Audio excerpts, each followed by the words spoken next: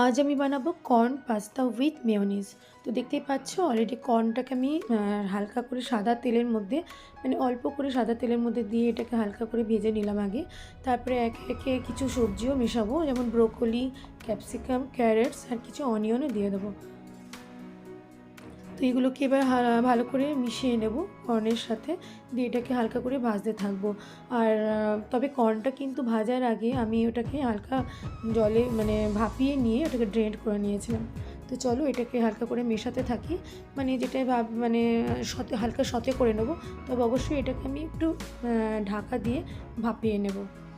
তো বন্ধুরা, তোমরা যারা এই বাচ্চাদেরকে চটজলদি কিছু খাবার করে দিতে চাও, তো অবশ্যই এই খাবারটা দিতে পারো।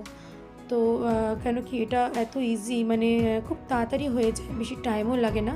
হ্যাঁ, আর বাচ্চারা তো সবসময় সব সবজি খেতে চায় না, তো ওদেরকে এরকম অনেক কিছু সবজি মিশিয়ে এটা খাবার দেওয়া যেতেই পারে, খুব টেস্টিও হয়। যেহেতু মেয়োনেজটা থাকে তো বাচ্চাদের খুব প্রিয় একটা জিনিস। তো আগে থেকে আমি পাস্তাটা সেদ্ধ করে রেখেছিলাম, দেখতেই পাচ্ছ পাস্তাটার মধ্যে দিয়ে দিলাম সেদ্ধ পাস্তাটা। তো এবার এটাকে ভালো করে সমস্ত সবজির সঙ্গে মিশিয়ে নেব। তো এই যে দেখো মিশিয়ে নিয়েছি অলরেডি, ভালো করে মিশিয়ে নিলাম। এবার এর মধ্যে হালকা করে একটুখানি নুন দিয়ে নেব ব্যালেন্সিং অনুযায়ী, আর তার মধ্যে একটুখানি গোলমরিচ গুঁড়োও দিয়ে দেবো। আমি গোলমরিচটা কিন্তু বাড়িতেই গুঁড়ো করে রাখি। তো এইগুলোকে একটু সবজির সঙ্গে ভালো করে মিশিয়ে নিই। এবার এই যে মেশানো হয়ে গেছে, এবার এর মধ্যে একটু একটু করে মানে মেয়োনিজটা দিয়ে দেবো। পরিমাণ মতো মেয়োনিজ দিয়ে মেয়োনিজটা ভালো করে মিশিয়ে নেব।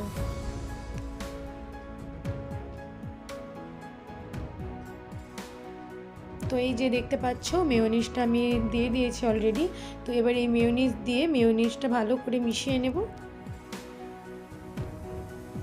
তবে হ্যাঁ, মেয়োনিজটা দিয়ে বেশিক্ষণ নাড়াঘাটা করব না, কেন কি মেয়োনিজ আগুনের মধ্যে বেশি মানে কি বলবো, মানে বেশি হিটে বেশিক্ষণ নাড়ানাড়ি করলে ওটা কি হয়, ওর যে পিওর টেস্ট সেটা থাকে না। তো চলো এবার আমি ওভেনটা বন্ধ করে দিলাম, দিয়ে এবার মেয়োনিজটা একটু ভালো করে মিশিয়ে নিয়ে প্লেটে সার্ভ করে দেবো।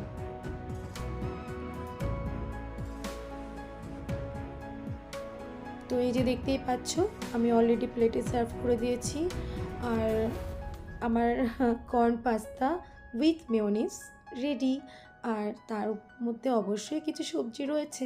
তো চলো উপর থেকে একটুখানি ব্রোকলি, একটু কিছু ক্যারেটস আর একটু ক্যাপসিকাম, সাথে এক টুকরো অনিয়ন দিয়ে সাজিয়ে দিলাম। কেমন লাগলো বন্ধুরা, অবশ্যই জানাবে। বাই।